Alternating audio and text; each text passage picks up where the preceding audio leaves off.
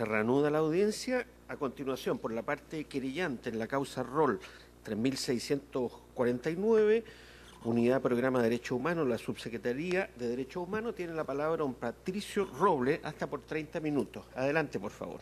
Muchas gracias, señor presidente. Con la venia de su señoría excelentísima, comparezco en representación del Programa de Derechos Humanos, dependiente de la Subsecretaría de Derechos Humanos, y alego en función del rechazo del requerimiento de inaplicabilidad deducido por don Patricio Geldres Rodríguez respecto a los procesos 7-2017 y 8-2017 de la Ilustrísima Corte de Apelaciones de Concepción. El primero por el delito de secuestro calificado en perjuicio de Ricardo Troncoso León, y el segundo en perjuicio por el mismo delito de las víctimas Gustavo Domínguez Jara, Tomás Domínguez Jara y Wilson Becerra Cifuentes. Ambos procesos, por cierto, en esta sede, gestiones pendientes. Al comenzar mi alegato, señoría excelentísima, antes de comenzarlo en concreto, me quiero detener en algunos puntos de la exposición que ha hecho el señor Murat. Y básicamente la referencia a la Defensoría Penal Pública, que por lo menos 4 años de este profesional, habiendo trabajado en dicha institución, pudo tener a lo menos la aproximación al procedimiento nuevo. Referencia también a los testigos que cita respecto de las causas que en esta sede nos convoca, que en referencia a esta impugnación o supuesta impugnación, la Corte de Apelaciones de Concepción ya falló, confirmando el procesamiento en la causa de Gustavo Domínguez Jara y otros en contra del señor Geldres, y que en Troncoso León es extraño que la defensa no haya levantado esa impugnación, porque eso en realidad es una impugnación propia de una apelación. Al comenzar mi alegato, quiero detenerme primero sobre la garantía de la tutela judicial efectiva, que supuestamente se le estaría afectando al señor Geldres, por no haber defensor o presencia de defensor letrado en las diligencias, ya realizadas por cierto recurso al sumario. Y si esto fuera un partido de fútbol, está el derecho de los equipos en un campeonato a jugar los partidos y que el resultado de esto se respete, que sería la tutela, y está el derecho de los equipos ya en juego a que las reglas sean parejas, que sería el debido proceso. Con esta idea me quiero detener, señoría excelentísima, en el sentido de decir que ninguna de las normas que aquí se pretenden inaplicables, a saber, los artículos 193, 205, 318, 330, inciso primero, 334, 351 y 352 del Código de Procedimiento Penal, guardan relación con el derecho a la acción, guardan relación con el derecho al acceso a la justicia y jurisdicción, guarda relación con la efectividad de las resoluciones judiciales, guarda relación con el derecho a la publicidad de los actos jurisdiccionales y al derecho a las sentencias motivadas del señor Geldres. No hay ninguna vulneración en estos procesos en relación a ese tipo de derechos. Sí, por cierto, que si estamos discutiendo esto 40 y pico años después, por hechos ocurridos a esa época, es porque sí el Estado de Chile les privó este derecho de tutela a doña Mercedes y a sus hijas, a doña Blanca y su familia, y eso es un tema que está reconocido tanto por instrumentos administrativos y tanto por verdades judiciales. Por cierto, no solamente a ellos a quienes se les ha privado el derecho de tutela, sino a tantos otros que reclaman verdad y justicia en estos casos de derechos humanos. Por lo tanto, esta parte piensa que lo que aquí se está planteando es un debate en relación a lo que es debido proceso. Y es un tema relativo, señoría excelentísima, a lo que es la interpretación normativa. Y encontramos que ni en el escrito, ni en el libelo, ni en la exposición se ofrecen argumentos en concretos que permitan entender cómo la falta del defensor en diligencias llevadas a efecto, incluso hace muchos años atrás, antes de que el ministro señor Aldana Fuentes asumiera la instrucción, han producido o producirían a futuro efectos inconstitucionales. Nunca vi en mis años de defensor penal público, señora excelentísima, que se acogiera un recurso de nulidad, en concreto la excelentísima Corte Suprema, por la causal del artículo 373, letra A del Código Procesal Penal, sin que se reconociera la trascendencia. Acá no basta la contradicción entre algo que acontece en la realidad y el texto constitucional. Acá se tiene que probar, además, indicar un sentido de trascendencia, que esa supuesta infracción puede provocar efectos o que ha producido efectos que generan estas inconstitucionalidades. Por cierto, no solamente estas inconstitucionalidades y esta vulneración a lo que es las garantías de debido proceso consideradas tanto en el texto nacional y en los textos internacionales. Y esto es importante porque al 15 de mayo al señor Geldre no se le ha privado el derecho a declarar, que es contenido en el 318 bis del Código Viejo, llamémoslo así. No se le ha privado el derecho a conocer el sumario, el artículo 67, número 5 del Código Viejo. No se le ha privado el derecho a guardar silencio, el 327. Y sus declaraciones indagatorias niegan las imputaciones punto 1 y ni siquiera son ponderadas por el ministro instructor porque, es claro, en ambos procesamientos, en los de fecha 24 de mayo y 11 de mayo del año 2017, se reconoce que, no obstante sus declaraciones, en el de 11 de mayo, no obstante sus declaraciones a foja 495 y 2019, existen elementos de juicio que configuran presunciones fundadas para estimar la participación, no obstante la negativa. Igual cosa acontece en el procesamiento de 24 de mayo de 2017, respecto a las declaraciones de foja 133 y 580 en la gestión pendiente. En definitiva, acá no hay ningún efecto o no se toman en consideración alguna los elementos de esa declaración indagatoria para considerar a esta sede autor al señor Geldre Rodríguez de los secuestros ya referidos. Vamos al norma por norma. El primer grupo normativo dice relación, señora excelentísima, con los testigos en el sumario, en concreto los artículos 193 y 205 del Código de Procedimiento Penal. El señor Murat ya los leyó.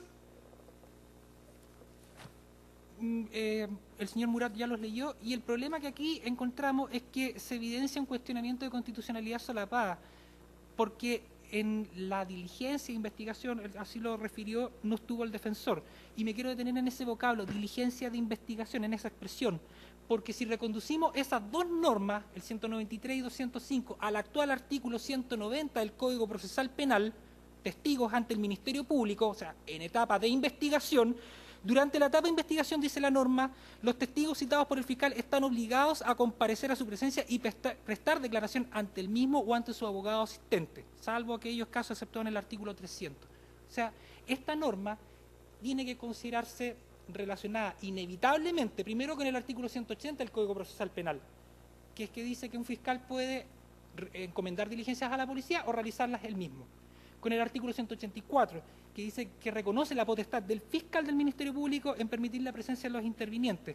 Y el artículo 17, letra B, de la Ley Orgánica Constitucional del Ministerio Público, que permite al fiscal nacional dictar las directrices para la adecuada sustanciación de las diligencias y del proceso en general.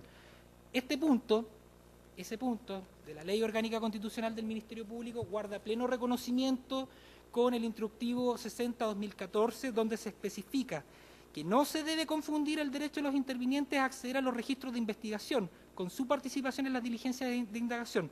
Solo cuando el fiscal lo considere útil accederá a que los intervinientes o terceros presencien la diligencia de investigación, pudiendo excluirlo en cualquier momento, si su presencia dificulta el desarrollo de la diligencia o si estos no observan un comportamiento adecuado al desarrollo de la respectiva actuación.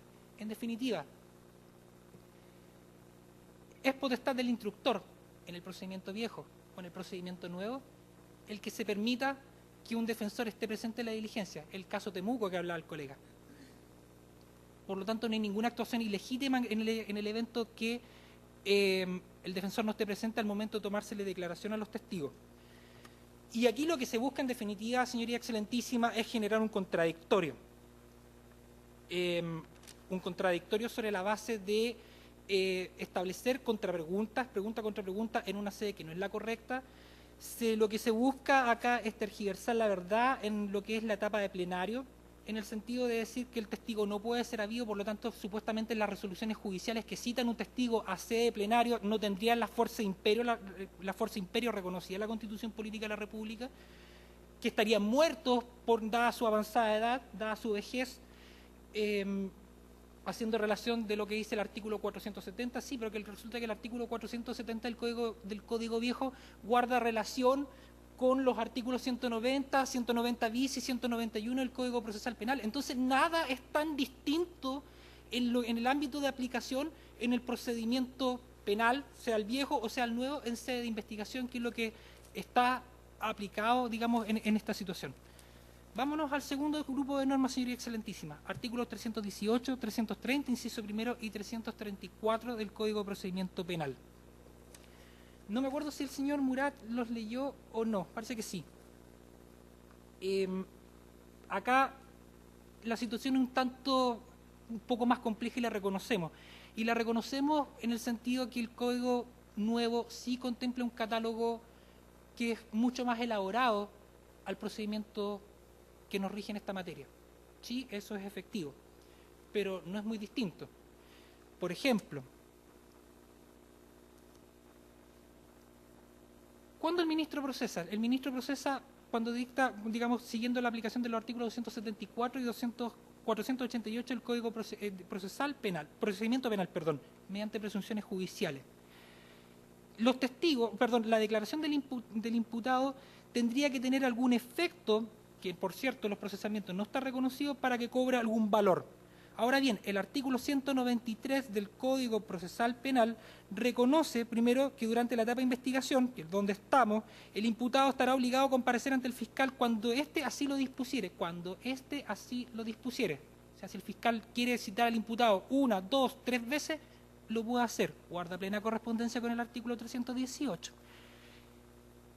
El artículo 330, el inculpado o procesado podrá dictar por sí mismo su declaración bajo la dirección del juez. Si no lo hiciere, dictará éste procurando en lo posible emplear las mismas palabras que aquel se hubiera valido. O sea, acá lo que se pretende decir es que el ministro instructor estaría tergiversando lo que se dice por parte de un inculpado, no reconociendo, por cierto, el derecho a guardar silencio, el artículo 337, ya mencionado. Y el artículo 334 dice que si en declaraciones posteriores se contradice el inculpado con lo declarado anteriormente o se retractare, se le interrogará sobre el móvil de sus contradicciones o sobre las causas de su retractación. El problema es que aquí es un tema lógico. Esa norma es lógica y la lógica también se aplica en el procedimiento nuevo. Entonces, yo no veo algún cuestionamiento de constitucionalidad o algún reproche cuando un investigador, sea el fiscal o sea el juez instructor, quiere aclarar o quiere darle razón suficiente a una situación de una contradicción o una retractación. No veo que sea inconstitucional seguir los principios de la lógica, no veo que sea inconstitucional seguir la monadología de Gottfried Leibniz. Y, por cierto, en el procedimiento nuevo también, el mismo instructivo que ya hice alusión al 60-2014, reconoce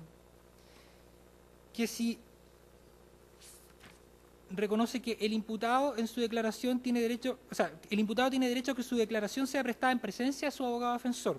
El fiscal puede prescindir de la presencia del defensor si éste impide el normal desarrollo de la diligencia. El derecho que la ley le concede al defensor para presenciar la declaración del imputado no lo habilita para guiar el sentido de su respuesta o entorpecer el desarrollo de la actuación, y de todo ello se dejará registro en la respectiva carpeta de investigación. En definitiva, este cuestionamiento pasa, señoría excelentísima, este cuestionamiento que plantea la defensa pasa porque lo que pretende es generar un contradictorio en un momento procesal inoportuno. No puede guiar el sentido de la diligencia, no puede desconocer la potestad del investigador, sea fiscal o sea Ministerio Público, no puede desconocer, digamos, que no es el momento y que no se le había dado en absoluto el derecho para que pueda plantear al momento de responder la acusación, plantear prueba, plantear la situación de testigo para ratificar o para un nuevo interrogatorio, y que en fase de sumario tampoco se le ha cuestionado el derecho para que pueda solicitar diligencias de investigación conforme a los tópicos A, B o C que sean convenientes a su teoría del caso. En absoluto eso ha estado en riesgo. Por último, señoría excelentísima, en cuanto al tercer grupo de normas, que es el artículo 351 y 352 del Código de Procedimiento Penal, es el mismo principio. Cuando hay una contradicción o se advierte una contradicción entre un testigo o un inculpado, o entre inculpados, o entre el juez, el investigador, tiene el deber, el fiscal también lo puede hacer, tiene el deber de aclarar esa contradicción sobre la base de darle un sentido lógico a esta investigación. Porque en definitiva, cuando uno presume, como lo hace en el artículo 488 del Código Viejo, o cuando uno aplica las normas de la lógica, los principios de la lógica, las máximas de la experiencia y los conocimientos científicamente afianzados en el procedimiento nuevo, lo que tiene que darle es un sentido que no sea contradictorio, que no se saquen terceras conclusiones sobre la base de dos argumentos contradictorios, que la cosa analizada sea en sí misma conforme a su identidad, principio de identidad, y darle una razón suficiente cuando existe alguna causa, o darle una explicación cuando existe alguna causa o alguna situación que así sea ponderada. Reflexiones finales, señoría excelentísima. Por cierto, a mitad de tiempo. Adicionamos que aquí no hay un contenido, en los requerimientos no hay un contenido de vulneraciones concretas al debido proceso. Todo lo que ha acontecido, las normas que se impugnan, tienen plena correspondencia con el sistema nuevo.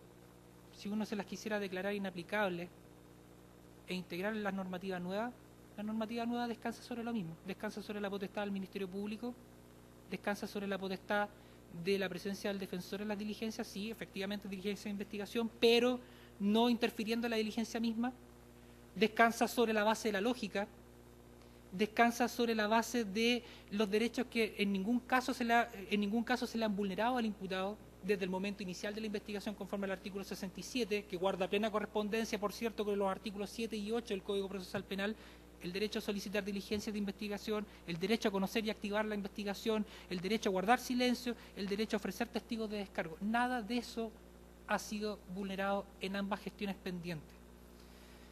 De una manera artera, y lo decimos así, señoría excelentísima, se busca generar un contradictorio en un momento inoportuno. Y decimos artera porque aquí el objetivo en sí mismo no es el tema del debido proceso o la supuesta corrección del procedimiento, sino que es la suspensión, garantizadora, por cierto, de la impunidad. Y que en este pretendido interés de traer a colación el CPP, el Código de Procedimiento Penal nuevo, advertimos que ese argumento descansa en un notorio desconocimiento normativo de ese código y de las resoluciones judiciales que han sacado nuestros tribunales superiores de justicia, y en concreto la excelentísima Corte Suprema, sobre la base de la causal del artículo 373, causal de nulidad del artículo 373, letra A. Esto es cuando se provoca infracción al momento de dictar sentencia, contrariando garantías del debido proceso, o sea, garantías constitucionales o reconocidas en tratados internacionales vigentes en Chile. Sobre la base de estos argumentos, señora excelentísima, pido a este excelentísimo tribunal el rechazo del requerimiento, y como no se ha indicado aspectos en concretos de vulneraciones al debido proceso, pido que se condene en expresa, o sea, pido la condenación en costa de manera expresa y ejemplar por todos los perjuicios procesales para las víctimas, incluso aquí presentes, que ha ocasionado esta detención. Finalizo acompañando y dejando a efecto un videndi de este excelentísimo tribunal. Los autos de procesamiento de 11 de mayo de 2017 en la causa de Gustavo Domínguez Jara, Tomás Domínguez Jara, Wilson Becerra Cifuentes, y el procesamiento de 24 de mayo de 2017 relativo a la causa de don Ricardo Troncoso León. Y además, señoría excelentísima, fotocopia de algunas partes del libro, de las páginas 78, 79, 81 y 82 del libro Criterios de Actuación Jurídica del Ministerio Público del profesor Roberto Navarro Dolmech. Creo que este es un libro que permite entender claramente, de una manera sistemática, porque se hace un compendio de cuáles han sido las instrucciones que ha dictado el señor Fiscal Nacional conforme a su prerrogativa para guiar las investigaciones en el marco del procedimiento nuevo. Es todo, señora excelentísima. Muy bien. Finalmente, por la parte de las querellantes, doña Maritza y Viviana Troncoso, en la causa rol 3649, tiene la palabra doña Patricia Parra Poblete hasta por 30 minutos. Adelante, por favor. Su señoría, con la venia de su señoría y este excelentísimo tribunal, doy inicio a mi alegato en representación de las querellantes doña Maritza Troncoso Sánchez, doña Viviana Troncoso Sánchez, doña Blanca Venegas Jara, don Víctor Domínguez Venegas, don Eliseo Domínguez Venegas, doña Juana Morales, don Claudio Becerra Morales y el resto de los hijos de todas y cada una de estas víctimas, como consta en los autos criminales en los cuales inciden estos requerimientos de inaplicabilidad deducidos por la defensa del tantas veces nombrado encausado Patricio Gelder Rodríguez.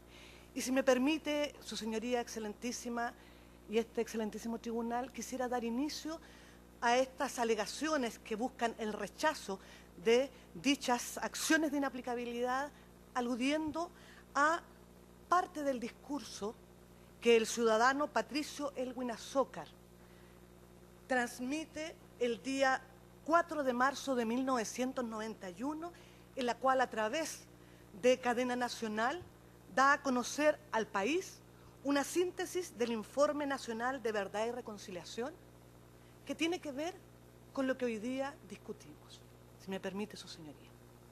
Como presidente de la República, me atrevo a asumir la representación de la nación entera para, en su nombre, pedir perdón a los familiares, reivindicando pública y solemnemente la dignidad personal de las víctimas, en cuanto hayan sido denigradas por acusaciones de delitos que nunca les fueron probados y de los cuales nunca tuvieron la oportunidad ni medios para defenderse.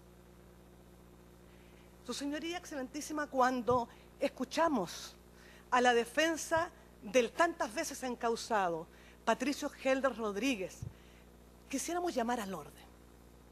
O sea, se nos exige a la parte querellante no remitirnos a los hechos, no remitirnos a los encauzamientos por los cuales hoy se encuentra reo, no remitirnos a las causas por las cuales hoy está cumpliendo condena en el penal de Punta Peuco. Sin embargo, él no hace más que referirse a hechos, a los hechos de la causa por secuestro de Ricardo Troncoso León, a los hechos de la causa de las víctimas Gustavo Tomás Domínguez Jara y don Wilson Becerra. Excelentísimo tribunal, esto parecía más un alegato de fondo ante un tribunal ordinario de la República que un alegato de inaplicabilidad por inconstitucional. No se vio en parte alguna, a lo menos que, porque además utiliza una expresión que me parece a todas luces hasta irrespetuosa respecto de este tribunal. Textual. No quiero ni nombrar las disposiciones constitucionales vulneradas. Está en audio. Pero, ¿qué es lo que tiene que hacer frente a cada uno de estos ministros? Es justamente establecer la ligación, cómo esas disposiciones legales que él acusa haber infringido las garantías constitucionales están en contraposición abierta con la Constitución política del Estado. No nombró ninguna salvo al inicio de su alegación. Entonces, si me permite, excelentísimo, por favor, o sea, él puede hacer uso de eso, pero le exige a los familiares que no puedan arguir cuestionamientos de fondo, cuestionamientos de hecho, y con el permiso de su señoría excelentísima, nos sentimos con el derecho a hacerlo para discrepar abiertamente de sus. Pero quisiera iniciar, su señoría, esta alegación, a la cual, justamente porque me interesa poder dividirla en dos partes. Una que tiene que ver con una alegación de normativa constitucional y legal, en la cual haremos referencia a algunos autores latinoamericanos que plantean justamente cuál es la disyuntiva hoy en materia de unas reconcepciones de los sistemas jurídicos procesales en nuestro continente, para responder a la siguiente pregunta. ¿Hay aquí una abierta, clara y directa contradicción entre las disposiciones supuestamente conculcatorias del derecho al debido proceso y a la tutela judicial del señor Gelder Rodríguez o, como han dicho los profesores García y Contreras cuando han expuesto acerca de cuál es la jurisprudencia de este excelentísimo tribunal en materia de tutela y debido proceso, no sea esto nada más que una estrategia que busca la dilación de los procedimientos, que busca efectivamente una estrategia que permita, ¿no es cierto?, este juego de intereses, este juego de, ¿no es cierto?, lo que me conviene más o lo que no me conviene más, a través de lo que muy bien ha señalado el colega del Programa de Derechos Humanos, Unidad de Derechos Humanos, a través de la suspensión del procedimiento. Uno podría entender que eso es absolutamente válido cuando estamos hablando de un requerimiento de inaplicabilidad en materia de seguro, en materia medioambiental. Pero estamos hablando acá de violaciones graves, masivas y sistemáticas cometidas en nuestro país a contar del 11 de septiembre de 1973. Hecho no solamente establecido en virtud de sendos fallos de la excelentísima Corte Suprema cuando ha condenado a los responsables, sino que además ha sido materia de condena por la Corte Interamericana de Derechos Humanos, en el caso de Almodacina de Llanos, en el caso Lucero. Excelentísimo Tribunal, eso es, en definitiva, lo que pretende la defensa del encartado Gelder Rodríguez. Eso es. Doña Jimena Medellín Urquiaga dice que las redefiniciones del constitucionalismo democrático latinoamericano han impactado fuertemente y han llevado a las reconcepciones de las nuevas formas de enfrentar la función de los textos constitucionales, la importancia de integrar y recepcionar el derecho internacional y también dar lugar a los derechos humanos en el orden social, normativo y político. Ella alude, excelentísimo tribunal, a don Néstor Sayés, que dice que hoy día los tribunales de la región han pasado de esta discusión de la validez o no validez normativa a una discusión de fondo, a una discusión argumentativa propiamente tal. La misma autora plantea, ¿no es cierto?, que hoy día no es posible en un mismo dar una respuesta única en un mismo proceso y que ciertamente es complejo cuando se trata de sopesar el derecho de las víctimas, el derecho de los acusados, las exigencias sociales de justicia, el deber punitivo del Estado. No es posible, plantea esta autora, que haya una respuesta única de tal manera que un solo derecho sea o tenga preeminencia respecto de los demás. Y esto tiene importancia, excelentísimo tribunal, porque uno podría decir el tenor de los requerimientos que hoy día son materia de esta discusión en estrados. Uno podría decir, bueno, pero si uno los lee, apareciera que como aquí el señor Gelder Rodríguez ha sido objeto de las mayores injusticias en materia procedimental. Y uno se plantea, excelentísimo tribunal, ¿dónde están los recursos, o sea, de amparo? ¿Dónde están los recursos de protección? Amparo. O sea, estamos hablando, como muy bien lo señaló el colega del Programa de Unidad de Derechos Humanos. Aquí ha habido derecho a la acción, ha habido derecho a un tribunal de la República que conozca de sus alegaciones. Aquí efectivamente ha habido derecho a la bilateralidad en materia de debido proceso, ha habido, ¿no es cierto?, un tribunal imparcial, pero todos sus requerimientos subyace un cuestionamiento profundo a la imparcialidad del tribunal. Nunca se ha hecho evidente. Llama la atención la extemporaneidad, porque su señoría excelentísima, el señor Gelder Rodríguez, su primera declaración indagatoria en la causa por el secuestro calificado de los dirigentes campesinos del asentamiento Ranquil de la comuna de San Nicolás, es el 24 de agosto del año 2005.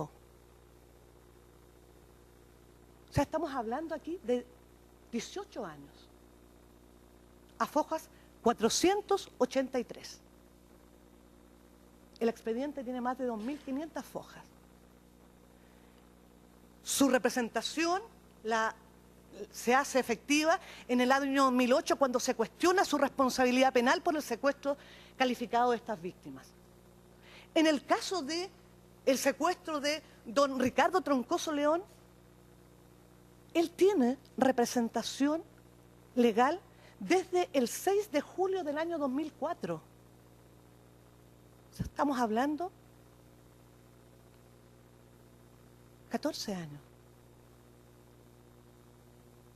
Entonces, uno se cuestiona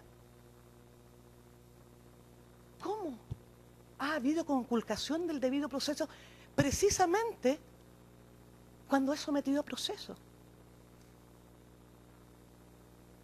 Ha declarado, como señala mi legítimo contradictor, una serie de veces.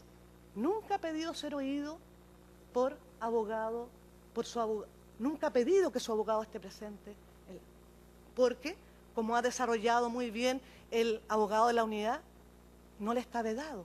Otros colegas que nos han antecedido, representantes de las agrupaciones de familiares ejecutados políticos, de la unidad de derechos humanos, de las familias, han sido absolutamente claros, excelentísimo tribunal, en el sentido de que nunca le ha sido negado. Nunca lo ha pedido, al menos en estas causas en las cuales, ¿no es cierto?, hoy día ha deducido esta incidencia de inaplicabilidad. Aquí lo que hay, su señoría, como muy bien lo decía el colega Patricio Robles, aquí la única tutela judicial que ha sido vulnerada es de los familiares de víctimas de violaciones a los derechos humanos. Su señoría excelentísima, hay, y lo señaló el señor relator, querella criminal desde el año 1978 por el secuestro calificado de los hermanos Domínguez Jara. Hay querella criminal en autos desde el año 1978, desde el año 78. Querella criminal desde el año 2001 nuevamente. Entonces, ¿dónde está? La única tutela judicial que ha sido vulnerada ha sido la de los familiares.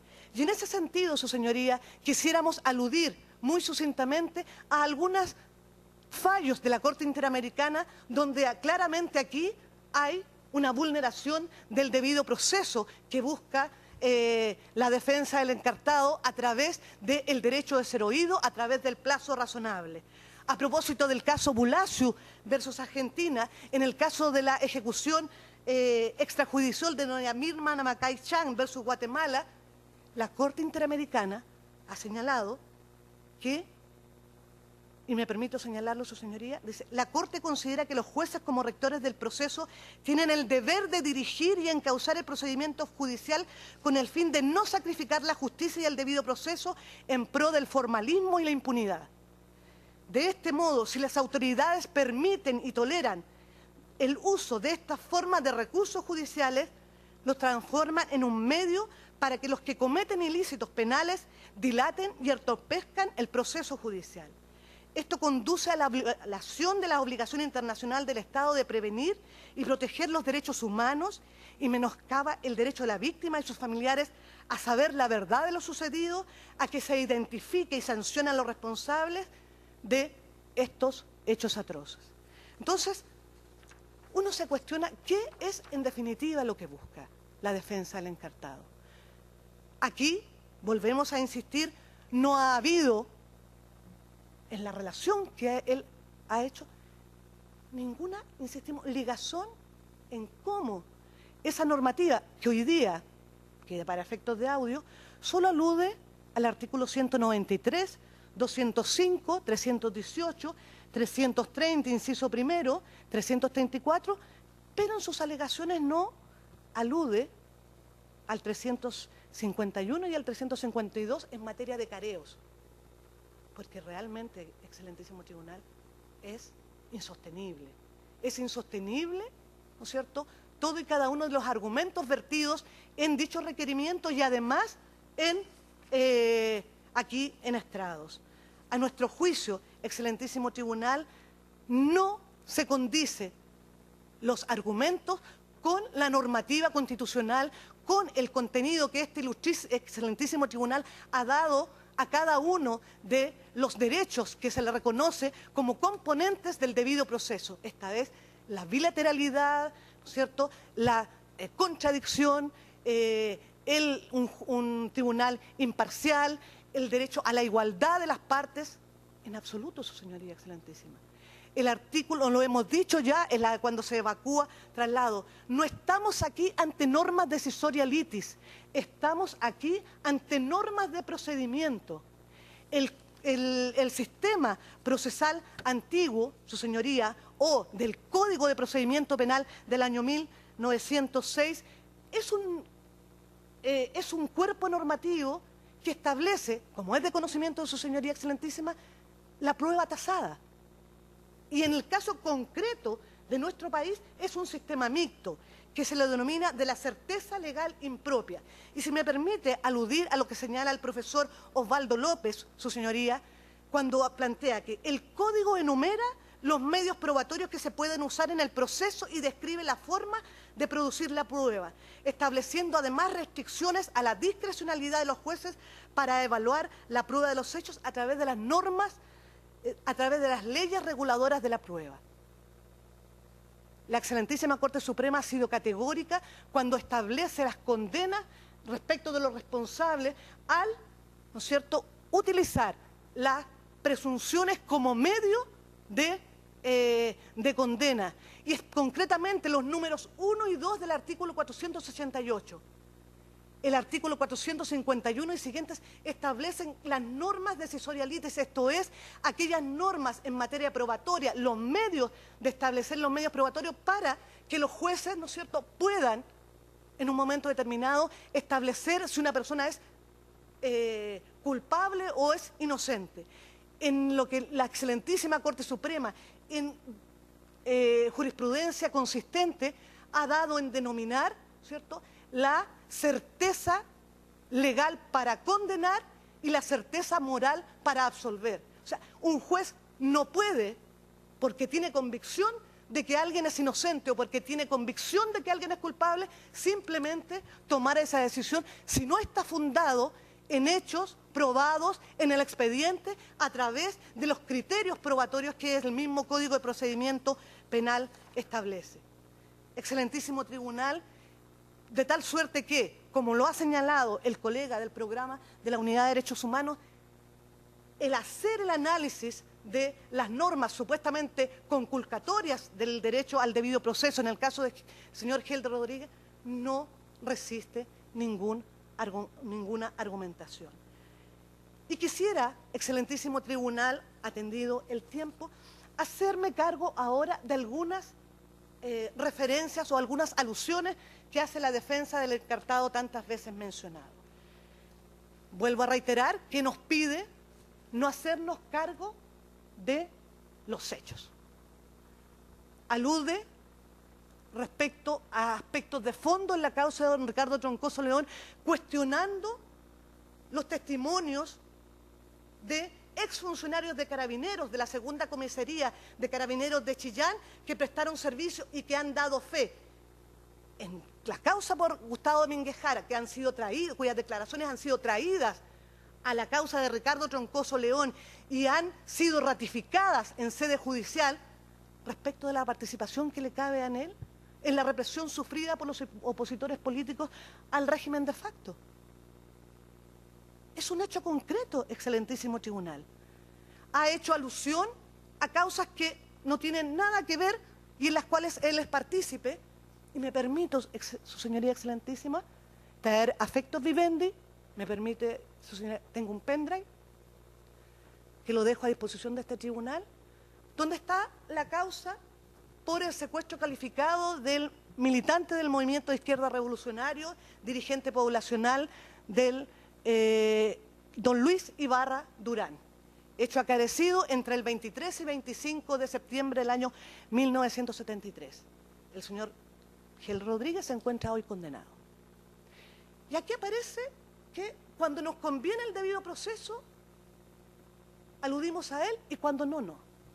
En esta causa, excelentísimo Tribunal, el señor Geldres contesta la acusación de oficio.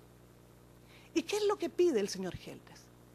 Que su representado comparezca en estrados durante el plenario a dar nueva declaración de las que ya había dado en el sumario. O sea, él comparece en el plenario porque su defensa le pide que comparezca y él da una declaración en la etapa de sumario, obviamente dando a conocer su teoría del caso. La defensa del condenado, o sea, del acusado en esa época, pide que concurran a estrados a declarar, a ratificar las declaraciones los testigos de cargo. Concurren los testigos de cargo. Hay una audiencia de prueba en la cual estamos presentes, ¿no es cierto?, los abogados querellantes, la defensa del acusado, y se le hacen toda y cada una de las preguntas que la misma defensa del acusado en su oportunidad señala en, ¿no es cierto?, en una minuta que se debe entregar con antelación. El acusado plantea medidas para mejor resolver. Su señoría excelentísima se dará cuenta en este pendrive que el tribunal accede a toda y cada una de sus medidas para mejor resolver. Todas en relación a su teoría del caso. A tal punto que el tribunal, como medida para mejor resolver, viaja a Coquimbo, porque un testigo cuyo testimonio el señor Geldres Rodríguez pide sea ratificado por razones de salud, no había podido comparecer. El tribunal va a Coquimbo. Hace presentes sus alegaciones, están ahí, el tribunal las tiene presentes. 3 veces, más un téngase presente, su señoría. 3 medidas para mejor resolver, 3 presentaciones pidiendo medidas para mejor resolver, las cuales son acogidas por el tribunal. Además, su señoría excelentísima dará cuenta de que hay un informe de Gendarmería que finalmente no recomienda su libertad vigilada, porque el señor Geldres no tiene, ¿no es cierto?, desde el punto de vista de su personalidad, no hace ningún mea culpa respecto de los hechos por los cuales se encuentra encausado. No obstante, el sinnúmero de pruebas incriminatorias. Y el señor Geldres, entonces, es finalmente condenado. Entonces, cuando nos gusta, disculpando la expresión muy coloquial, excelentísimo tribunal, aludimos a la conculcación del debido proceso. Pero cuando no es cierto?, nos atenemos al procedimiento que establece el Código de Procedimiento Penal, donde se le han garantizado todo y cada uno de los derechos procesales, excelentísimo tribunal. Entonces, hoy día, que venga a cuestionar que durante la tramitación de las causas por las cuales hoy día se encuentra encausado y mantener paralizado, excelentísimo tribunal, durante 10 meses, una causa como es la causa del secuestro de don Ricardo Troncoso León. Y sabemos ciertamente que, atendido a la cantidad de causas que tiene este excelentísimo tribunal, se va a tardar en fallar. Uno piensa, bueno, pero ¿qué es lo que se busca? Porque lo que dice la defensa es que ¿para qué el abogado va a pedir pruebas si no va a poder estar presente? Su señoría excelentísima no ha pedido prueba alguna en las causas. En la causa de Ricardo Troncoso León fue sometido a proceso. No apeló. Lo que hizo fue después plantear un incidente de incompetencia y pedir la libertad provisional, porque digámoslo sea de paso, está sometido a proceso y no se le ha negado la libertad provisional porque lo que quiere es, a través de eso, obtener su libertad condicional. Y no cumple con lo dispuesto en el Código de Procedimiento Penal, ni lo dispuesto en la normativa internacional. Y en el caso de Gustavo Domínguez Jara, se opone al cierre del sumario, apela y está paralizada la causa igual, pidiendo incompetencia. ¿Y qué es lo que pide en las diligencias de reapertura de sumario? Hojas de vida de exfuncionarios de Carabineros algunos que ya están muertos y constan en el expediente.